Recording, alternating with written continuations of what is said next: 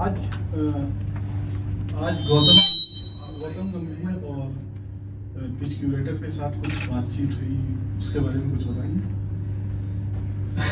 ऐसा I think जब भी हम लोग विकेट देखने गए ना, तो कोचेस उधर खड़े थे, तभी उन्होंने कोई आदमी भेजा और बोला कि थोड़ा 2.5 मीटर इधर से दूर खड़े हो, विच वॉज लिटिल सरप्राइजिंग, क्योंकि क्रिकेट विकेट डे आफ्टर 5 दिन का टेस्ट मैच होने वाला है और जोगर्स पहन के हम खड़े थे, तो वो थोड़ा ऑकवर्ड लगा।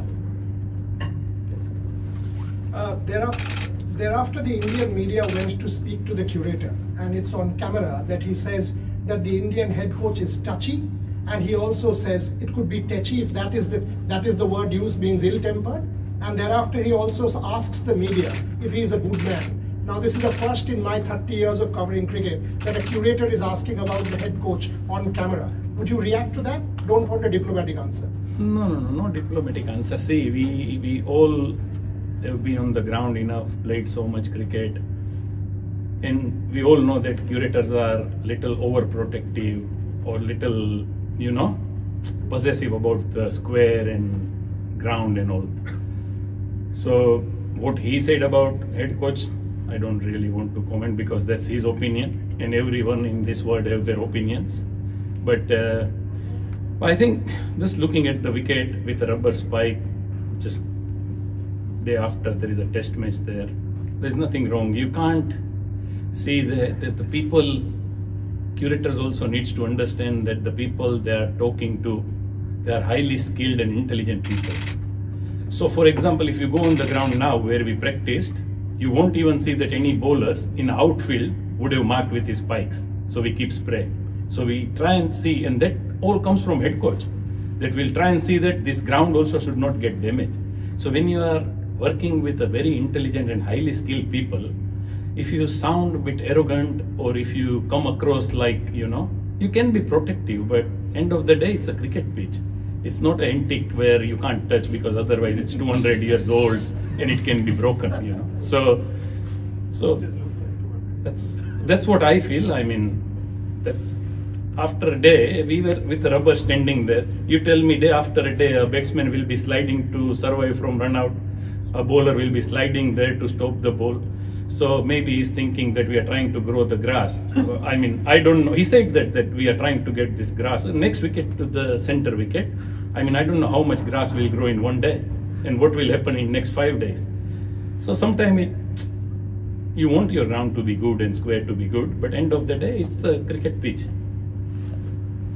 कोच, जब आप लोग पिच देख रहे थे उसी दौरान ब्रेंडन मक्कलम और रॉब की ने भी आकर पिच देखा, तो उनको भी ऐसा बोला गया कि आप पिच से हट जाओ, या वो सिर्फ इंडियन कैंप के लिए वो इंस्ट्रक्शंस थी कि आप लोग दूर रहिए, वो कहीं पे भी खड़े हो सकते हैं? और सेकंड, जब बात पिच की हो ही रही है तो थोड़ा बता दीजिए पिच देख के कैसा लगा, बॉलिंग का क्या चल रहा है, बुमराह का अवेलेबिलिटी वगैरह थोड़ा डिटेल में? नहीं, रॉब की और ब्रेंडन आया तभी, जब हम लोग वहाँ थे तभी उन्होंने बोला हो तो मालूम नहीं, मेरे सामने तो कुछ नहीं बोला। तो वो फर्स्ट आंसर। दूसरा कि विकेट में ग्रास है जो नॉर्मली अपार्ट मैनचेस्टर में थोड़ा कम था, बाकी तीनों जगह पे था, वो टाइप का ही है, थोड़ा मॉइस्चर है। सो इट जो टिपिकल अभी तक पहले हम 3 मैच खेले, बट फिर हर एक ग्राउंड का एक सोइल का अपना वो रहता है। तो यहाँ पे बोलते हैं कि नॉर्मली बाउंस अच्छा रहता है, अर्ली थोड़ा मूवमेंट रहता है, देन रन्स भी होते हैं। बट दैट अगेन हम 2019 से डेटा देख के बोलते हैं, 2025 में मैच खेल रहे हैं, तो जब खेलेंगे तभी मालूम पड़ेगा कि विकेट कैसा खेला। बुमराह इस फिट अभी उनके लोड के हिसाब से, लास्ट मैच 1 इनिंग बॉल डाला है, तो that obviously head coach, our physio and captain, they will have a discussion and decide. अभी नहीं हुआ कोई डिस्कशन बुमराह के? नहीं, अभी तक नहीं हुआ। आप बता पाएंगे कि क्या हमारी तरफ से कोई आधिकारिक शिकायत दर्ज की जाएगी इस बात पर, पहली चीज? और दूसरी चीज, जब क्यूरेटर नेट्स की तरफ आए, आपने भी उनको शांत करने की कोशिश की, गौतम वहां पर काफी ज्यादा मतलब थोड़ा सा दिखा कि अब चीजें आउट ऑफ कंट्रोल हो रही हैं, वहां पे क्या बातचीत हुई? क्योंकि विकेट का मसला तो वहां से बात करके सॉर्ट आउट हो गया, इधर आकर क्या दिक्कत हुई, और क्या हमारी तरफ से कोई आधिकारिक शिकायत दर्ज की जाएगी? मैं सोच रहा था आप लास्ट मैच के ड्रॉ के बारे में, बैटिंग का पूछोगे यार आप तो। वो भी पूछ लेता हूँ सर इसके बाद। नहीं, वो वहाँ पे जब वो कूलिंग बॉक्स ला रहे थे ने, हाँ जी। तभी भी वो रोलर पे बैठे बैठे उसने चिल्ला के वो सपोर्ट स्टाफ को बोला कि वहाँ मत ले जाओ। अभी वो कूलिंग बॉक्स का वेट मेरे हिसाब से 10 किलो होगा, उसके ज्यादा तो नहीं होगा। और जो हम वहाँ पे चल रहे हैं, क्या जो शब्द उन्होंने चुना उससे दिक्कत थी? जो नहीं, जिस तरीके से सब बोला तो गया? मैंने तो पर्सनली सुना ही नहीं, बट अच्छा। उसने ऐसा कुछ वहाँ दूर से बोला कि वहाँ पे मत ले जाओ वो कूलिंग बॉक्स। सो थोड़ा मेरे हिसाब से पॉजेसिव होना अच्छा है और प्रोटेक्टिव होना भी अच्छा है, बट इतना भी नहीं कि। तो तभी गौतम ने सिर्फ वही बोला कि ऐसे वहां से सपोर्ट स्टाफ के साथ ऐसे बात मत कर दो, क्योंकि सपोर्ट स्टाफ हम सब जो है वो हेड कोच के अंडर में आते हैं। वो कोई एनी हेड कोच बोलेंगे कि यू कांट वहां से शाउट करके ऐसा नहीं बोल सकते। So it was very normal. देन वो वहां आके ही वो सेइंग, वो मुझे लगता है it got built up from the wicket जब हम देख रहे थे तभी से। And to be very honest, if you want me to be very honest, before coming to Oval most of the team knows कि curator is not the one like easiest person to get Yes. on with, and I'm sure you also will be aware about Yeah. So that gives lot of answers. क्या शिकायत की जाएगी आधिकारिक तौर पर? नहीं, I don't think शिकायत का वो तो कोई मतलब नहीं। इधर लास्ट लास्ट मैच के सेकंड इनिंग के बारे में भी बोलिए कि आपने कितना सोचा था कि इतना डीप चला जाएगा मैच, इतने डीप तक 5 सेशन खेल पाएंगे। और दूसरी बात, क्या ये सेकंड इनिंग का बैटिंग फर्स्ट इनिंग में होना ज़्यादा ज़रूरी है? क्योंकि फर्स्ट इनिंग में अगर हम पिछड़ गए तो फिर प्रॉब्लम बढ़ जाती है। सी हमारी बिलीफ तो थी, क्योंकि एक स्टेज पे हमको मालूम हो गया था कि जब 150 रन तक का लीड होता तो हम सोच सकते थे कि 350 रन करे और उनको 2 सेशन भी मिले 200 रन के लिए, और विकेट ज़्यादा स्पिन कर रहा है या अप एंड डाउन रह रहा है तो हम लोग रिजल्ट ला सकते हैं। बट एक बार वो 300 के ऊपर जाने के बाद उसमें 2 ही रिजल्ट पॉसिबल थे, या तो ड्रॉ या हम लोग हारते। सो पहले 2 विकेट जल्दी गए, बट वो बिलीफ पहले से ही था कि अगर हम जीत नहीं सकते हैं तो हम हारेंगे नहीं मैच, वो श्योर था। और गिल और केएल इतना अच्छा खेलने के बाद जब लास्ट डे लंच के पहले वो 2 विकेट गिरा, and to be very honest थोड़ा हम फॉर्चुनेट भी थे कि जडेजा का कैच ड्रॉप हुआ, is part of the play, but वो तो उनकी बैटिंग में भी होता है।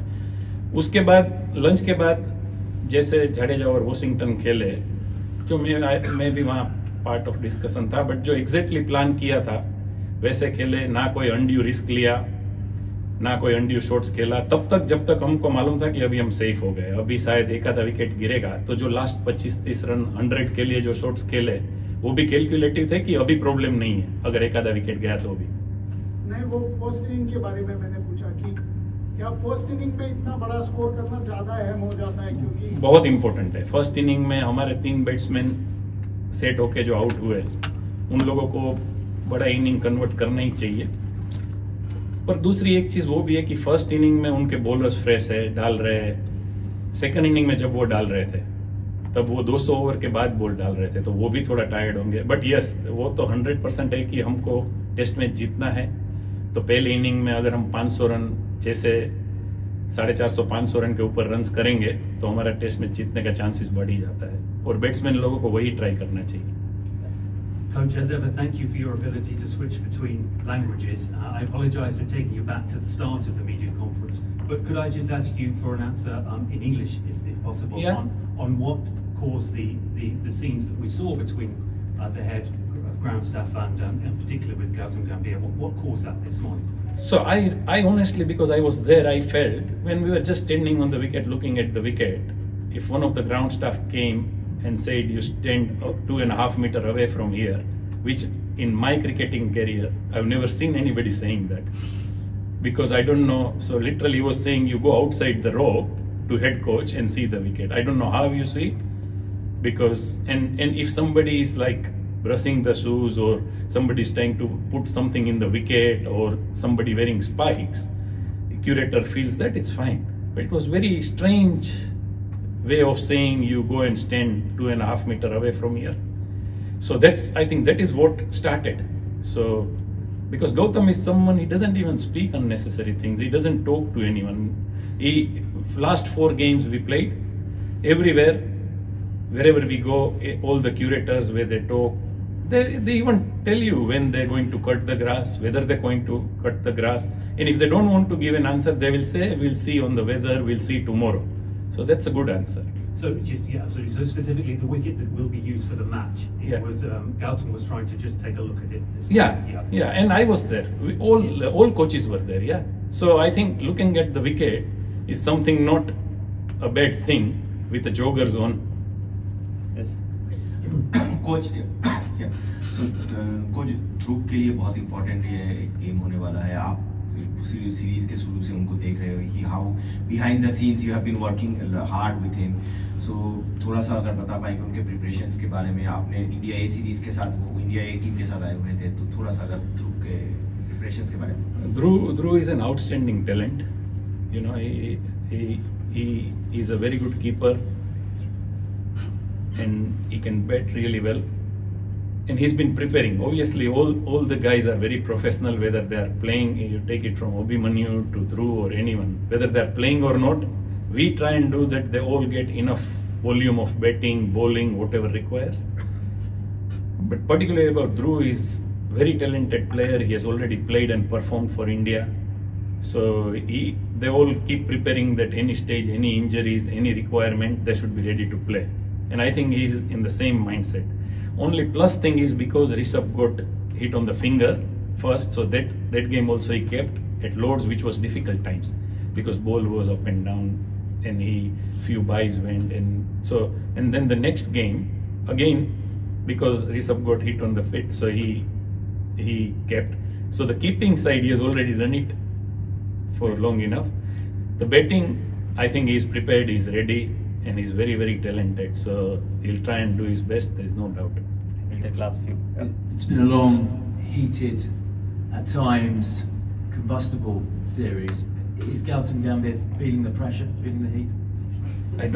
I don't think so really. No, I think it's been a very, very competitive series, and both the teams, to be fair to England, also played really well. We know that first test also and Lord's test also could have gone either way. So all the test matches went to 5th day. So it's been absolutely brilliant test series so far. But no, Gautam is someone I don't think, I've never seen him under pressure in our playing days to now. So no, definitely not under pressure. But yeah, we wish that our Lord's game we could have won and we 2-1 up and all that we all think, but that's not pressure. That's just going back and thinking that could have we done something different. But that's normal. Nothing about pressure or taking pressure or anything like that. Coach आपने ध्रुव जुरेल पर अभी बात की, लेकिन बहुत सारे बदलाव ऐसे लग रहे हैं कि वो हो सकते हैं. क्या कुलदीप यादव को भी यहाँ पर मौका मिल सकता है, क्योंकि ट्रेडिशनली वैसे भी ये स्पिनर्स को ज़्यादा खिलाया जाता है यहाँ पर, लेकिन दोनों स्पिनर्स अच्छा भी कर रहे हैं. तो क्या तीसरा स्पिनर आ सकता है टीम में, या फिर और कुछ चेंजेस क्या हो सकती है? और कुलदीप की तैयारी भी हमने देखी कि पहले गेंदबाजी बहुत देर की, आज भी उन्होंने बल्लेबाजी भी की. हर वेन्यू पर कुछ ऐसा ही रहा है? हर वेन्यू पर वो तो वही मैं बोल रहा हूँ कि जो नहीं खेलते हैं क्योंकि जो खेल रहे हैं वो अपनी बॉडी के हिसाब से प्रिपरेशन करते हैं, क्योंकि 5 दिन के बाद 3 दिन का टर्न अराउंड, उसमें 1 दिन का ट्रैवल. बट जो नहीं खेल रहे हैं वो तो ऑलवेज आके नेट में सेम ही फर्स्ट टेस्ट से आप देखोगे तो ऐसा ही रहेगा. अभी टीम तो कल captain and head coach will sit down and discuss and decide. So वो तो आज डिसाइड नहीं हुआ है, एंड अगर हुआ भी हो तो it is not my place to declare that. But कल ही डिसाइड होगा. सो प्रिपरेशन देख के आप ऐसा नहीं बोल सकते कि ये प्लेयर खेलने वाला है. नहीं, लेकिन उनकी तैयारियों के बारे में क्या कहेंगे? Kuldeep is an outstanding individual जो he works hard, you know, he works really hard on his game, and not only bowling, you'll always see him batting, you'll always see him fielding. So ऐसा नहीं है कि वो ये particular आज कुछ अलग कर रहा है. कोच सिराज के वर्कलोड के बारे में कुछ बता पाए? वो तो खुद the way that he is, वो तो हर मैच खेलना चाहेंगे, मगर वो एक लौते बॉलर है जो सारे मैच खेले, तो उनका वर्कलोड कंसिडर हो रहा है? क्या स्टेटस है उनका? नहीं, उसका सारे बॉलरों का वर्कलोड कंसीडर होता है. मैं लास्ट पीसी में भी किसी ने वर्कलोड के बारे में पूछा था. सो आई डोंट नो कि एक्चुअल वर्कलोड आप लोग क्या समझ रहे हो. सो मैं क्विकली अगर बता दूं तो कि अगर टेस्ट सीरीज के पहले अगर एक बॉलर वीक के सर्टेन अमाउंट ऑफ ओवर्स डालता है कि अगर वो T20 के लिए प्रिपेयर कर रहा है और 20 ओवर 25 ओवर डाल रहा है, हर रोज 6 ओवर डाल रहा है और या तो 5 दिन 6 ओवर डाल रहा है, तो that is good enough workload for T20 में। सो वैसे टेस्ट मैच के लिए ये लोग जब IPL खेल रहे थे तभी भी बॉलिंग कोच, SNC वो सब उनके कॉन्टेक्ट में है, उनके पास GPS है, वो रिकॉर्ड दिखाता है कि थ्रू आउट द वीक ये बॉलर ने कितने बॉल्स डाले, कितने ओवर्स डाले, और वो लोग कांस्टेंट टच में रहते हैं बॉलिंग कोच के साथ। सो वो जो लास्ट 4-5 वीक का बिल्डअप है उस पे से डिसाइड होता है कि इसमें स्पाइक ना आए। तो स्पाइक क्या होता है कि अगर एक बॉलर वीक के 30 ओवर डाल रहा है और सडनली पहले इनिंग में आके उसने 35 ओवर डाल दिए तो उसका लोड का स्पाइक होता है। सो सिराज जितने ओवर्स एवरी वीक अभी डाल रहा है दैट उसमें ऐसा जरूरी नहीं है प्रैक्टिस का हो, वो लोड मैच का भी है।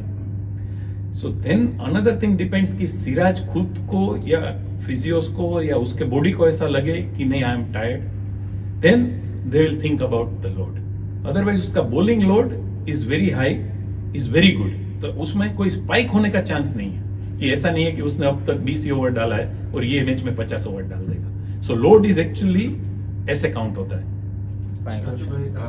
शुरू से ऑस्ट्रेलिया की शुरुआत से ही वो एक चल रहा है कि शायद हम लोगों को लगता है आपको शायद 4 स्ट्राइक बॉलर खिलाना चाहिए, भले ही नंबर 8 पे भी वो बैटिंग नहीं कर पाए ताकि 20 विकेट ले सके। आई एम श्योर आप भी वो उसको डिबेट करते होंगे, लेकिन अभी तक आपने एक्स्ट्रा बैटिंग डेप्थ का ही देखा है। लेकिन अब ये जो सीरीज की सिचुएशन है इसमें 2-1 और 3-1 में इतना ज़्यादा डिफरेंस नहीं है, लेकिन 2-1 और 2-2 में बहुत ज़्यादा डिफरेंस है। तो क्या अभी आपके अंदर कुछ एक्स्ट्रा इंसेंटिव होगा कि आप चारों 8 से लेकर 11 तक विकेट टेकर बॉलर्स ही खिलाएं? टीम का बैलेंस देखने के लिए आपको बैटिंग और बॉलिंग दोनों का बैलेंस देखना पड़ेगा मैच जीतने के लिए, क्योंकि जैसे आप बोल रहे हो 20 विकेट लेने हैं, वैसे वो भी उतना ही इम्पोर्टेंट है कि आपको 550-600 रन करने हैं। एजबास्टन में हम टेस्ट जीते बिकॉज हमने उतने रन्स किए। सो अगर हम बॉलिंग को ज्यादा देख के बैटिंग कम कर देंगे, 7 तक है नहीं 7 तक मतलब ऑलराउंडर से है ना। सो वो डिपेंड की विकेट देख के और क्या लगता है कैप्टन एंड कोच एंड जो टीम मैनेजमेंट है उनको लगेगा कि नहीं एक बॉलर बढ़ाने से इसमें फायदा है तो बॉलर जरूर बढ़ेगा, अगर एक बैट्समैन बढ़ाने से फायदा है तो वो भी बढ़ सकता है। बट एक चीज है कि आप जब 5 बॉलर के साथ खेलते हो तब सारे बॉलर बॉल डालते हैं। ओवरऑल ऐसा है कि आप 6ठे बॉलर के साथ खेलते हो तो कोई ना कोई बॉलर्स अंडर बोल्ड होंगे। सो अगर वो बॉलर 6ठा बॉलर ऑलराउंडर है तो आपको मालूम है कि ये बैटिंग में भी कंट्रीब्यूट करेगा और बॉलिंग में भी कंट्रीब्यूट करेगा। अगर वो प्योर बॉलर है और अंडर बॉल कोई एक बॉलर हुआ तो मैच के बाद व्हेन यू लुक बैक आप सोचोगे कि एक एक्स्ट्रा बॉलर खिलाया उससे एक बैट्समैन होता तो फर्क गिरता। और दूसरी चीज कि मैच खत्म होने के बाद it is very easy to say कि अगर ये ज्यादा खेलता या कम खेलता। मैच शुरू होने से पहले तो वो टीम का बैलेंस ही देखना पड़ेगा, तो वो बेस्ट बैलेंस करने की ही कोशिश करेंगे। ऑस्ट्रेलिया से till now number 3 में we have played 3-4 different people. There's been 1 half century since the first test in Australia. Is it just a coincidence or is it just that nobody's got long runs so they're not able to settle down in their position?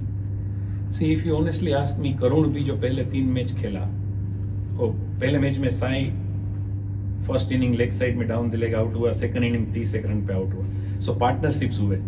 सो कोई भी team क्या चाहती है कि 200 का partnership हो, 2-3 50 partnership हो ताकि हम 400-450 प्लस रन्स करें। सो इवन करुण के केस में भी अगर लास्ट मैच के पहले का जो है वो उसमें टॉप 3 में 50 प्लस पार्टनरशिप 6 है, 100 प्लस पार्टनरशिप 1 है, और बाद के बैटिंग में 7 या 8 पार्टनरशिप में 600 प्लस है और 250 प्लस है। सो हमारा एज ए बैटिंग यूनिट जो हेड कोच का नजर है वो वही चीज पे है कि हम 100 प्लस पार्टनरशिप्स टॉप 5 में बढ़ाए या टॉप 3 में बढ़ाए, विच इज वेरी ऑब्वियस।